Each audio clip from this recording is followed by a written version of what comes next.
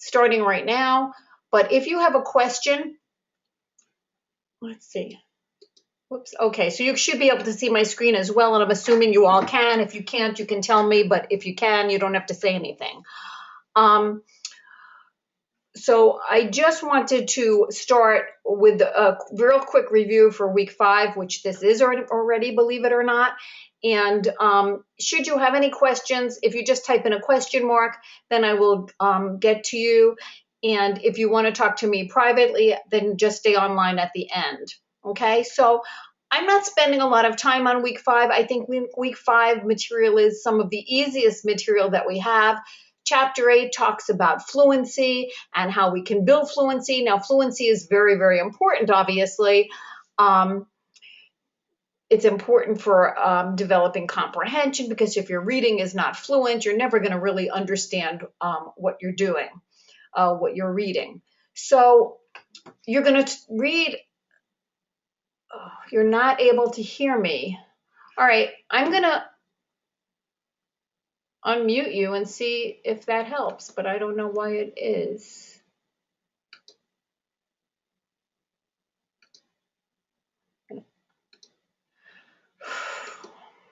Okay.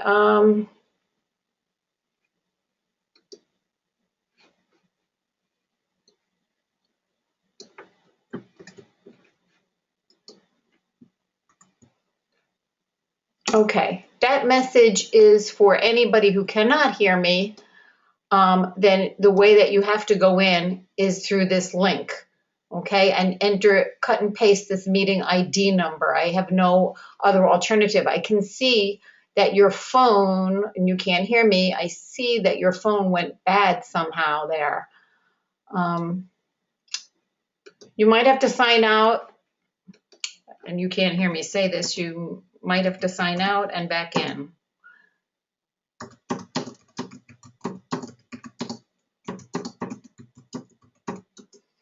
Okay, hopefully nobody else is having an issue.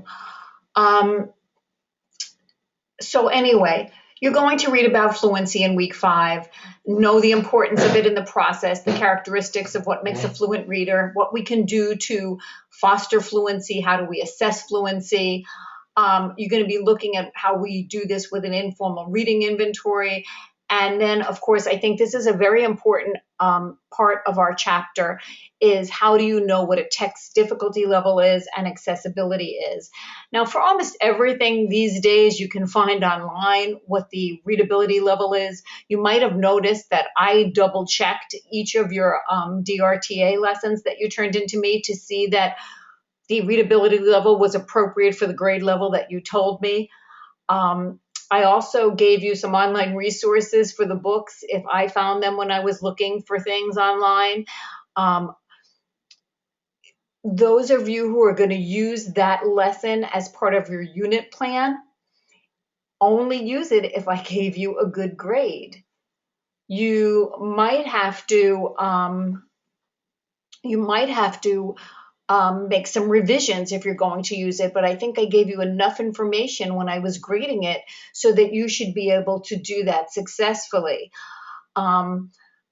Hopefully you know what it is now that I'm looking for, because really when we get to talking about your unit plan in a minute, it won't be good unless your first lesson that you turned into me was good. So, all right, so you have a PowerPoint on the chapter. You have a very good website on fluency, an introduction, questions and answers about fluency, and again, my playlist on everything to do with developing fluency. So you've got a lot of resources. This is a very, very important part of reading instruction, and not everybody is good at doing this, but you, at this point, should make sure that you get good at it if you're not. Okay, so that's week 5. That's why not a lot of time to spend on this. So more importantly, what are we going to look at now? We're going to look at the assignment itself. This assignment is a little complicated.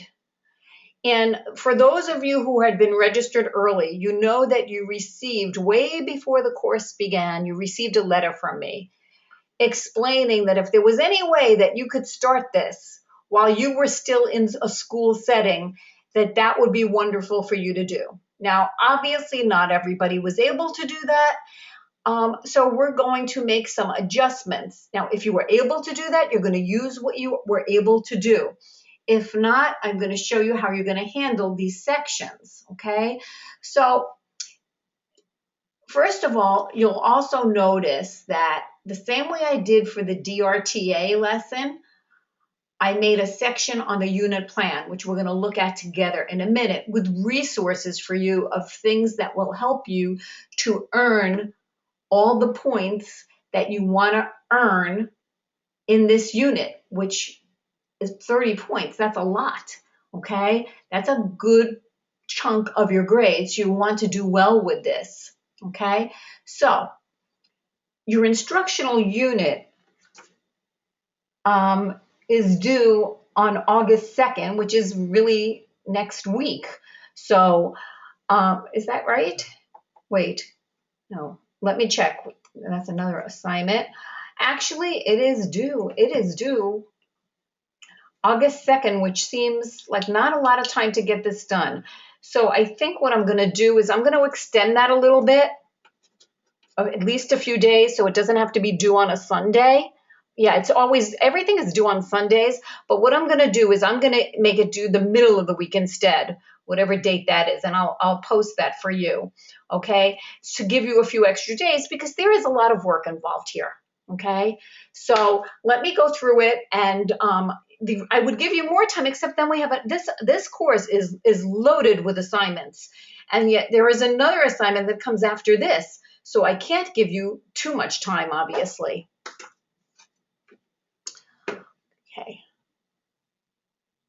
So part one, okay?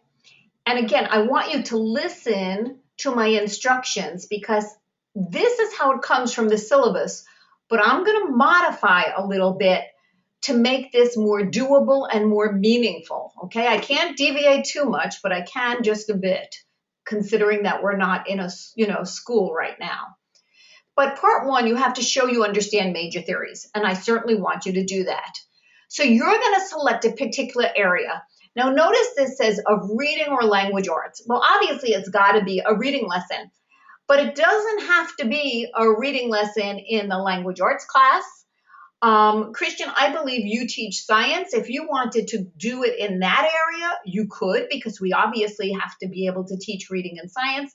But if you don't want to go in that direction because you did a fine job with what you did on the other, on the DRTA,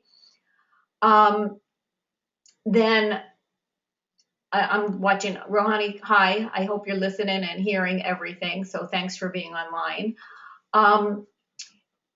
You're still not able to hear me. Then you've got to do, oh God, I keep talking like you can hear me.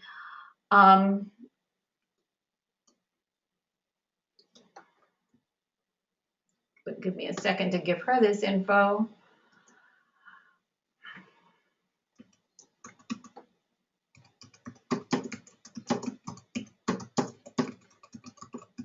Sorry, guys. Okay. And we'll see if that helps that person who cannot hear me. All right. So you can choose, we're talking about an instructional unit. An instructional unit usually has a theme. And, but even with that theme, you focus in different lesson plans of that unit, perhaps on vocabulary development, perhaps on a comprehension, perhaps on fluency, a particular literary element, characterization, and some of you did this in your individual lessons. All lessons build background, knowledge, and prediction. It doesn't matter what the grade level is. So you've got to develop a program, a unit. Why they call it an instructional program, I don't know. I would call it an instructional unit for addressing the area you have chosen. Now, in a minute or two, we're going to talk about how many lessons does a unit make, okay? How many lessons do you need to have what we would consider a unit plan? Well, again, this part we are going with. You must use at least 3 different strategies in your lessons. Now, sometimes a lesson has more than one strategy, and that's okay. Or you might focus on one strategy per lesson. That's okay too. I'm going to leave that up to you. But you're going to be developing activities which are part of a lesson, and you're going to be justifying that according to the theories that support your choice. Okay? So you don't have to really compare, contrast. What you really need to do is support what you have chosen. So if you say, one of the strategies that I'm going to use is using a graphic organizer, well, you then have to go find the research that says graphic organizers work to improve comprehension. And here's what they say. Okay, so you're going to input that as well. That's part one.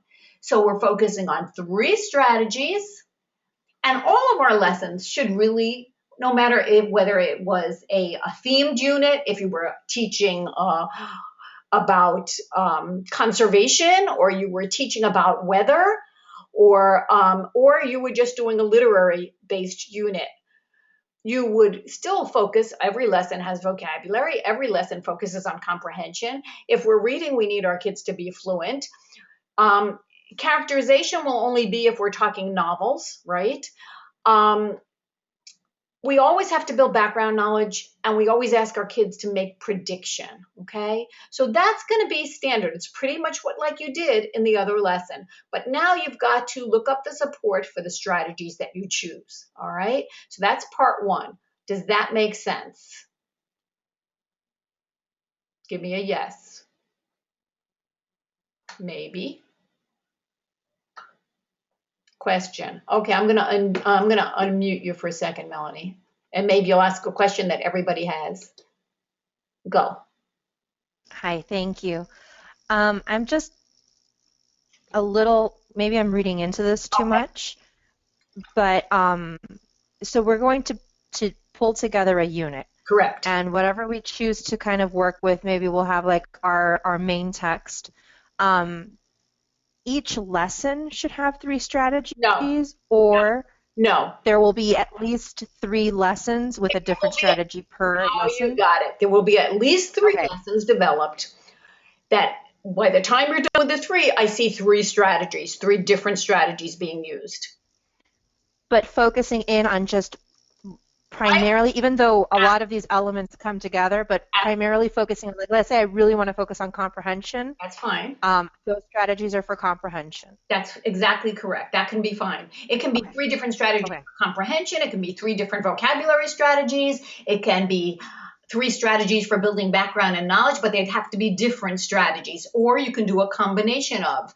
You say, okay, I'm going to use a strategy to do the vocabulary, strategy to do the comprehension. Okay, so as long as I see 3 different strategies supported by research, that you're using research-based strategies that you can. Okay, no, that makes much more sense to me. Thank you. I was overthinking it. Yeah, don't think too much. And when I get done, I think it'll make a whole lot of sense, I hope. All right, thanks. Thank you. Good question. Okay, so that's part 1, and you'll understand that better in a minute. Okay, now here's, they give you some other examples. Describe your strategies, obviously. So maybe you're going to talk about reciprocal teaching or something else. You're going to explain your theory, that's and support. Okay, that's part 2. So part 1 is you're going to really do your lessons. Part 2, you're going to then pick out the strategies that you chose and discuss them and show me the research. So part 1 is the lesson, okay? Part 2 is your strategies backed up by research. Part 3, conference with classroom teachers and paraprofessionals. How? Okay? Well, you can conference with each other. You can send each other course messages or ask each other what you think of this. If you've already done this prior to this class, you do not have to do this. You can just share with somebody, and I'll make a spot for this on the discussion board so you can have conversations if you wish on this, where you can, get somebody's feedback. Hey, this is what I'm going to do. What do you think? Okay. Or this is the material I'm using. Have you ever used this? What do you think? Okay. So what kind of feedback can you get? This is a very short section. Just try to get some. Part 4, it says demonstrate the options in their teaching. Well, you really can't do this. We're not really working with another teacher right now. We're really not in a classroom. But by the way you write your lesson, you're going to remember, think about this lesson that you're not really doing it just for you.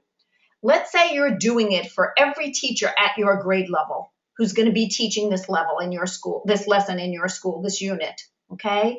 And you're responsible for creating these 3 lessons. Well, when you share it with these teachers, will you give them some appropriate options? Because remember, not everybody has the same teaching style. They're not all going to have the same kids in their class, all right? We've actually done this on some of your lessons in the DRTA because you gave some options. When you differentiate instruction, you're giving some options, not only to the kids, but to the teacher as well, okay? And again, just make sure you have support, research-based evidence that supports what it is that you are doing, okay? So that's part 4, short and sweet. Okay, part 5, again, I should see this in the lesson. Somewhere in your lesson, it should, and you've done this all on the DRTA. What are you doing to differentiate for the kids? Are you choosing different materials? And again, you do not have to conference with the classroom teachers. Again, you might run it by somebody on the discussion board that I'll create for you. But again, just so that you have supplementary materials, supplementary options for differentiating, okay? And that's that. Again, short. I should see part 6 as part of your lesson plan. How is your lesson plan going to motivate the students? What do you do to motivate? You know, it's kind of like an icebreaker at the beginning of your lesson. How do you get the kids engaged? All right? And some of you did this in your lessons, some of you did not, okay? You know, Christian, think about this. In a science class, you might have, I'm just going off the top of my head here, but maybe you do something that like catches the kids' attention, like, I don't want to say an explosion, some refraction of light or something, I don't know, something interesting that just like, you know, makes them go, wow, how'd you do that kind of thing, you know, to get them interested. And sometimes we can do the same thing in just a reading class, you know, just, and it might not always relate exactly to the lesson. Maybe it's, you know, something that just captures, oh, I love it. Volcano, Michelle. Great idea. Yes, exactly. Okay, that would be so super. All right. And maybe you've done something like that in your classes to capture your kids' attention. Okay, so think about that. How can we motivate students? All right. Now, 7, again, I should see as part of your lesson plan, your assessment. Now, again, don't worry about the comparing and the contrasting, but instead use a wide range of assessments. So if you're doing when you're doing your 3 lessons, let me just type a message.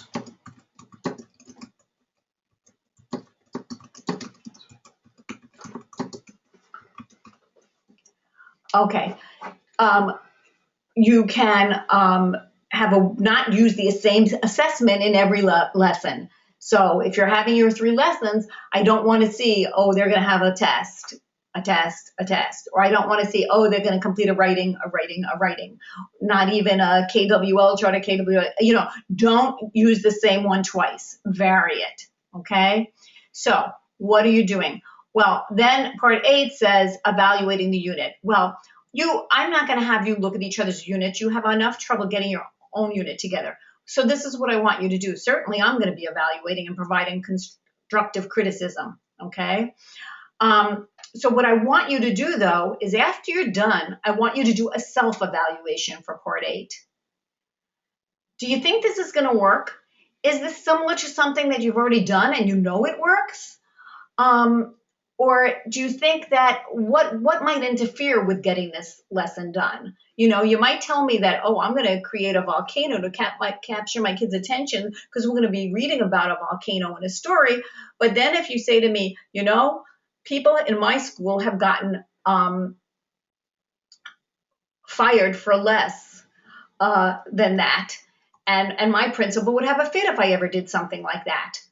So, well, and then of course, you can't do it. Okay. You have to work within the constraints of what you know is good in your school. Okay. So, does that seem to make sense to you? Remember, there's a lot of parts here, but what we're really looking at is the unit plan, 3 completed lessons, one of which may be from your other assignment if you wish.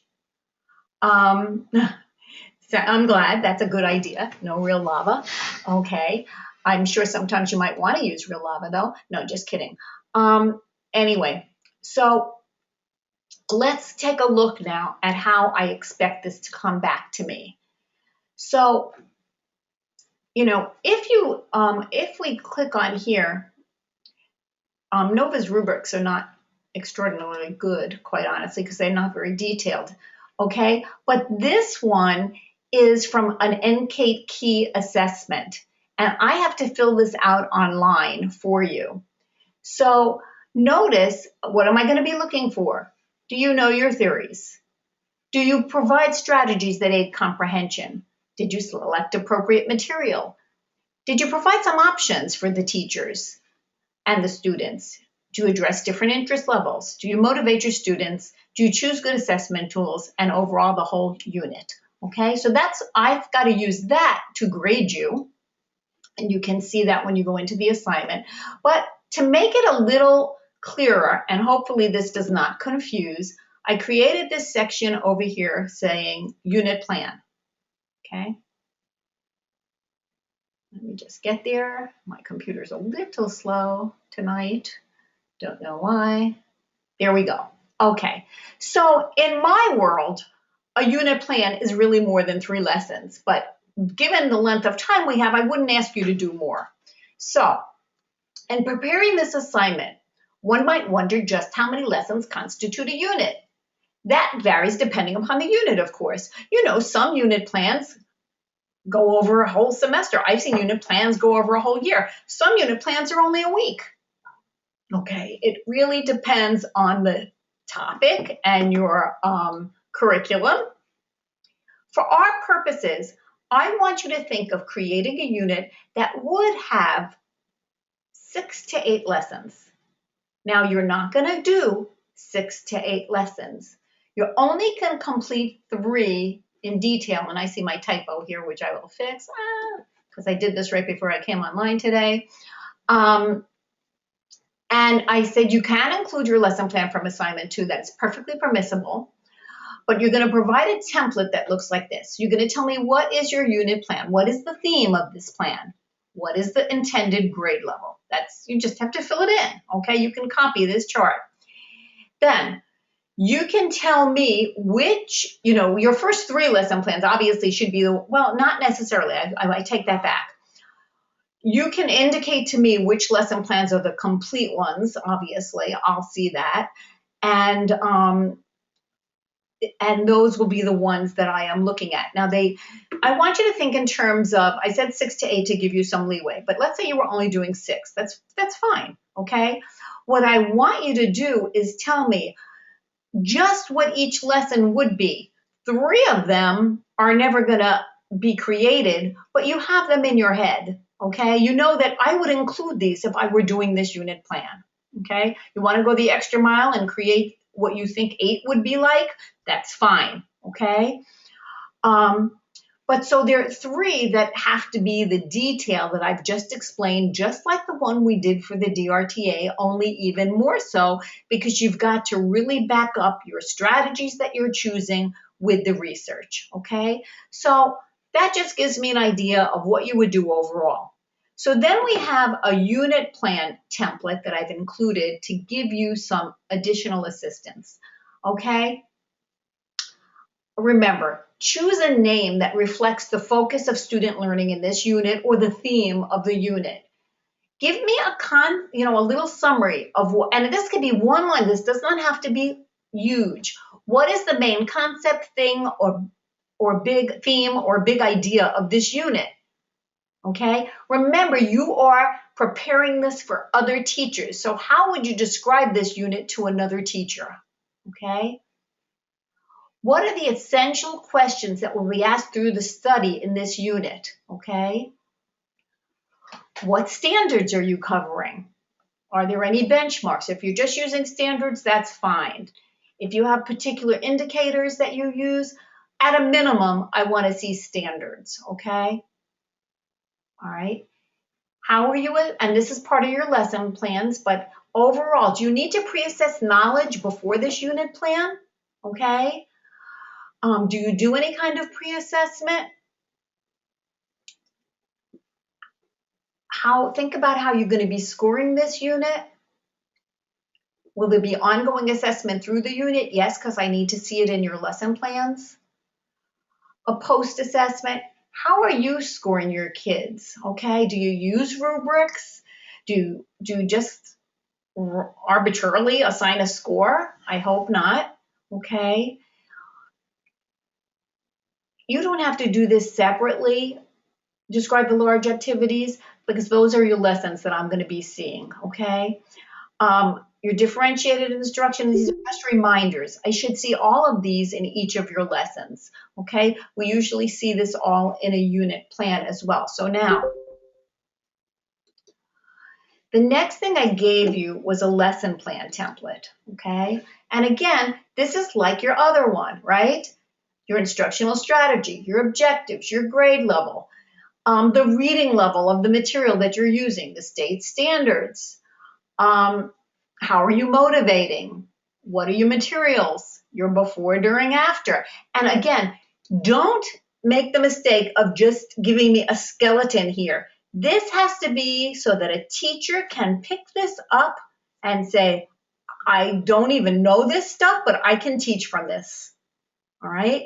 That's what you are creating for your colleagues at your grade level. It's not, it's different when we create a lesson plan just for us. Some people can get away with a word here or a word there and it works for them. Others need detail to do it well. So you're going to be doing all of this. And remember, I told you comes in the self-reflection. We're doing that. And then, how might you use this going forward? I hope so. Then anything that you're going to give to the kids, just don't say it to me. No, Michelle, it does not have to be exactly like mine because you might have one you use in your school, but what you want to do then is use this almost as a checklist against yours and say to yourself, does my lesson plan have objectives? Well, even if your school doesn't require it, I am. Standards. You don't maybe do that in every one of your lessons, although I know a lot of people have to these days. You need to do that here. So, and you might have something additional in your lesson. That's fine, as long as this is at a minimum what I expect to see. Okay? Does that make sense? So you really 3 lessons. If you loved your lesson from that you just got back from me, that was due this past weekend, and you want to use it as part of your unit. But remember, your unit has to make sense. It has to be cohesive. So don't take something like, I don't know, if somebody did the Alice in Wonderland.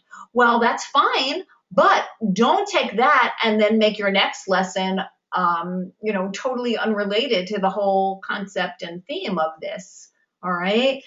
So there's got to be some cohesiveness to these lessons. They have to look like they're part of a unit, not 3 separate lessons. And then make sure you attach in the appendix worksheets, activities, any references. Most of you did this, but a few of you did not. So that's what I'm expecting from you. Okay, questions, yes or no?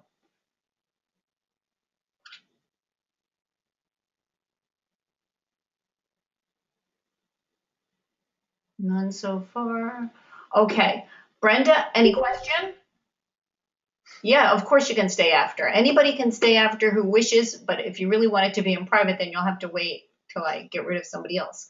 But I can mute somebody, obviously, and well, maybe not. Okay. Chantel, any questions? Christian, you're good. Michelle, you okay? Yes, you may. Oh, hey, somebody tell me who's the phone number 973-28123. Do I know who that is? No.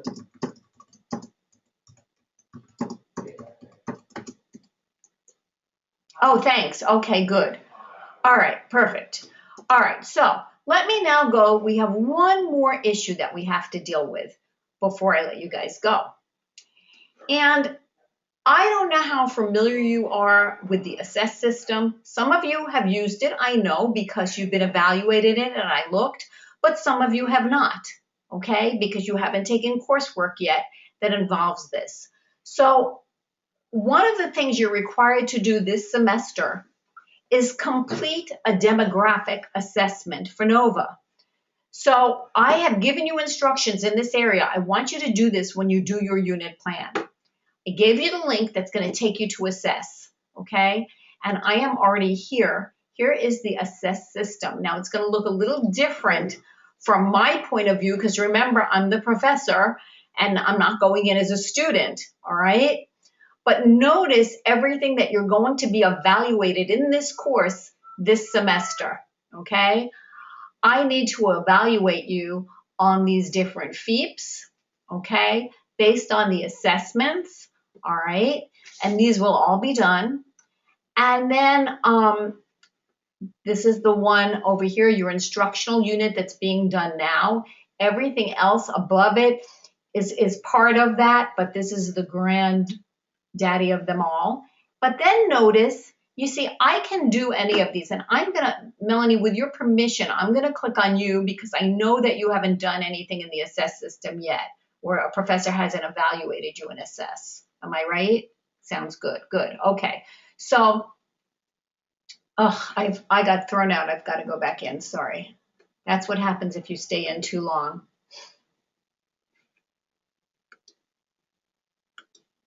Okay, so here we are.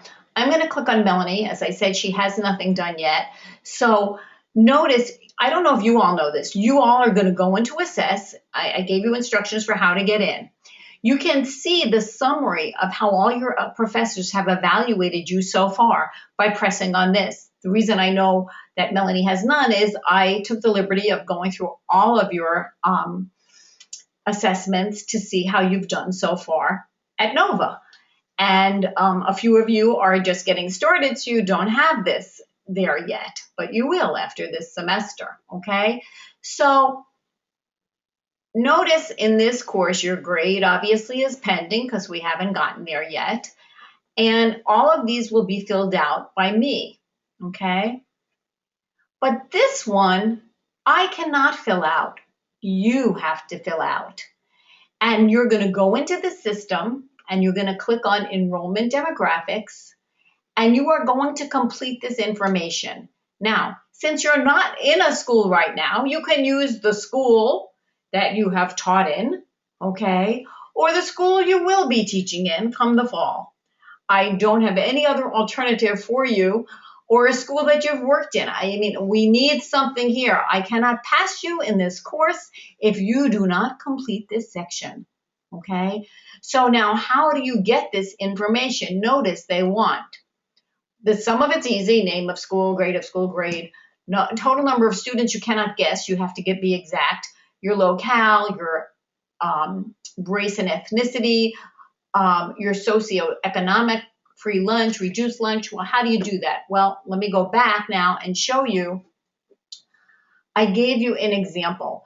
In order to do this, you can go to the National Center of Educational Statistics. They have a global locator. Well, you could go to it if I could get there. Let's see. It's the first time I couldn't do that. All right. Let me see if I can do it this way.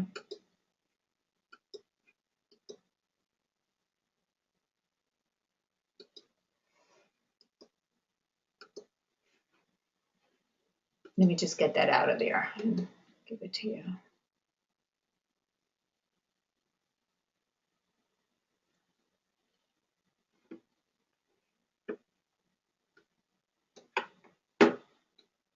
It's nasty. It's not letting me copy it. Okay.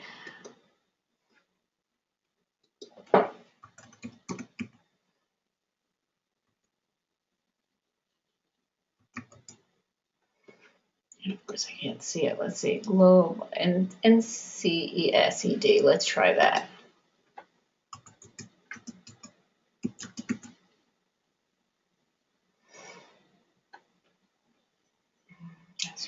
Yeah.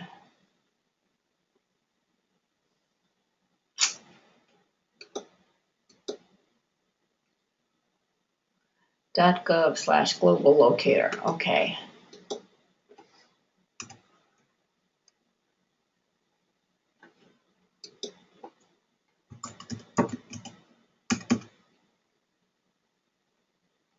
Here we go. Okay, so this is what this looks like. What do? You pick your state, Florida.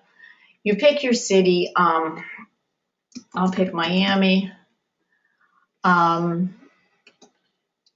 We have an example for Mass Academy in that, but I'll pick something else right near me. Let's see. I'm going to do a public school search. Okay, so let's say I decide to do Ludlam Elementary School. Okay, so I click on it and look what I get. All the information I need. How easy is this? You get, it's a suburb school, okay? How many students? You get the race, ethnicity, and do you get free lunch? Maybe not. And if you don't, you're going to have to go elsewhere for that. But the other place that you can get this information is often on the school's website, or if the school is in Dade County, go to dadecountyschools.net and you can get a lot of information there as well. But you have almost everything you need here. Then you just have to find the reduced lunch. And some of them I thought had it, but this may not. So if you were to go to Dade Schools,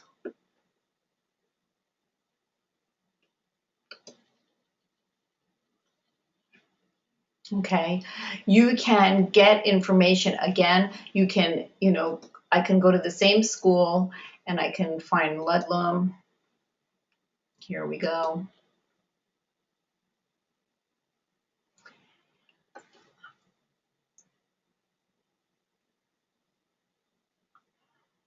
So sorry about that. And when you get there, one day, you will have the information that you need. So while I'm waiting for that to get there, let me go back to my little page here and give you another example.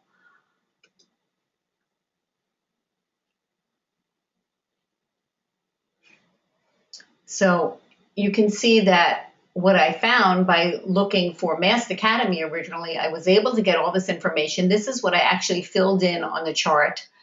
And it's really quite simple, okay? So you're going to have to go to this global locator, and I'm going to see why the link isn't working. I'll fix that for you as well. And this is not working too well, but let me see if a different school goes. Or it could be my internet at this point is just slowing down to a crawl for some reason. So, but trust me, you do this. If you get to this and you still don't see it, then you can actually, once you get to this, you get to the school's website as well, and often that information is even there. Or you probably could Google it and probably find it, okay? But that information is all, here we go. Here's Ludlam, okay? So again, they give us some information. If it's not enough over here, and they didn't really, let's see, total enrollment, they don't even have one here. That's great, okay? But often then you can look at these different things, all right? And you can get the information you need. So sometimes in the ESAC report, okay, in the school improvement plan they filed, or even better yet, sometimes on their website, which is strange but true, and you might be able to find what you need here.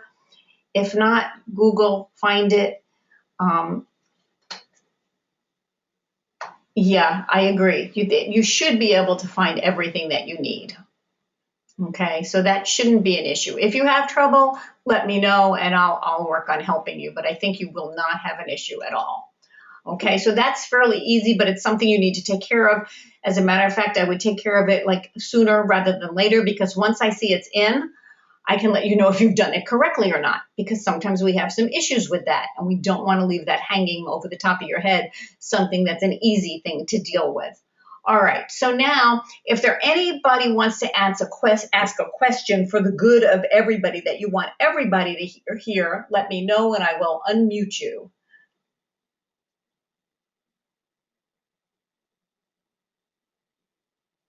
Okay, if you have no questions and you are ready to tackle this task, and you don't want to stay and talk to me, I invite you to leave for the evening and have a great night.